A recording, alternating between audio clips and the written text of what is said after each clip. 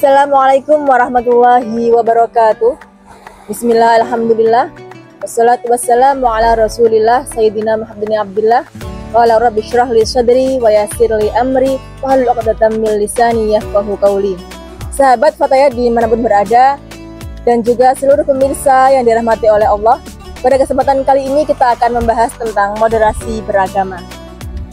Sebagaimana kita ketahui bahwasanya penguatan moderasi beragama saat ini tengah menjadi salah satu program prioritas pemerintah Indonesia. Namun di masyarakat muncul salah paham tentang konsep moderasi beragama. Banyak beranggapan bahwasanya orang yang bersifat moderat berarti dia tidak teguh dalam pendiriannya dan juga tidak sungguh-sungguh dalam menjalankan ajaran agamanya. Dan bahkan ada yang beranggapan bahwasanya konsep ini berarti sama dengan memoderasi agama. Nah, benarkah demikian? Lalu sebenarnya apakah moderasi beragama itu? Dan seberapa penting kita untuk mempraktekkan moderasi beragama? Mari kita bahas satu persatu.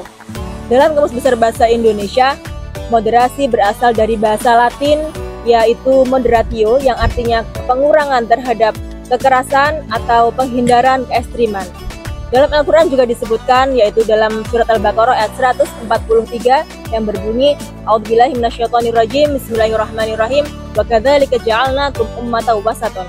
Nah, dalam ayat ini fokusnya adalah kata wasaton, yang dalam artian tidak hanya tengah-tengah, namun ahli tafsir mengatakan ayat ini berarti bersikap moderat, tidak ekstrem ke kiri dan juga tidak terlalu ekstrem ke kanan, dan tidak berlebihan dalam beragama. Jadi, moderasi beragama dapat diartikan sebagai cara pandang, sikap, praktik beragama yang mempunyai prinsip-prinsip keadilan dan juga keseimbangan guna membangun kemaslahatan umum, membangun bangsa yang inklusif dan juga toleran.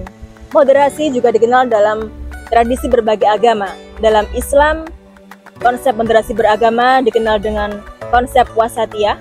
Dalam agama Kristen dikenal dengan golden mean, sedangkan dalam agama Buddha dikenal dengan majjhima patipada, dan dalam agama Hindu dikenal dengan konsep madhyamika, dan dalam agama Konghucu dikenal dengan konsep Songyong. Lalu pertanyaannya, apakah sama moderasi beragama dengan moderasi agama? Jawabannya tentu saja tidak sama. Agama tidak perlu dimoderasi, karena agama sendiri hakikatnya telah sempurna, mengajarkan keadilan dan juga keseimbangan. Dan yang perlu dimoderasi adalah cara penganut agama dalam menjalankan agamanya itu sendiri. Agama tidak pernah mengajarkan tentang ekstremitas, namun tidak sedikit pemeluk agama yang menjalankan agamanya berubah menjadi ekstrim. Lalu pertanyaannya, seberapa pentingkah kita memperhatikan moderasi beragama? Tentu saja jawabannya sangat penting. Sebab moderasi beragama diperlukan karena sifat ekstrim tidaklah sesuai dengan esensi ajaran agama itu sendiri. Perilaku ekstrim yang mengatasnamakan ajaran agama seringkali memunculkan dan melahirkan konflik, kebencian, intoleransi, dan bahkan peperangan yang sering memusnahkan peradaban. Dan sikap-sikap itulah yang harus kita moderasi.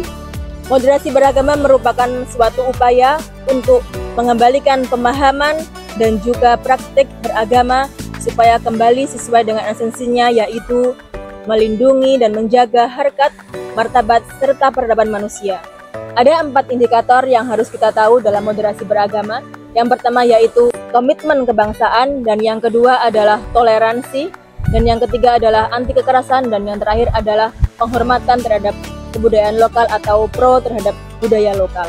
Jadi, moderasi beragama harus kita pahami sebagai komitmen bersama untuk kita bisa saling menjaga keseimbangan, di mana setiap warga negara, apapun sukunya, etnis, agama, jenis kelamin, dan bahkan pilihan politiknya, kita harus mau saling mendengar satu sama lain, sehingga kita akan sama-sama bisa merawat dan menjaga beragaman bangsa yang merupakan rahmat dari Tuhan.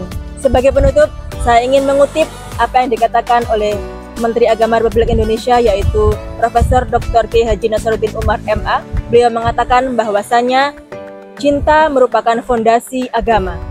Kita semua adalah makhluk Tuhan.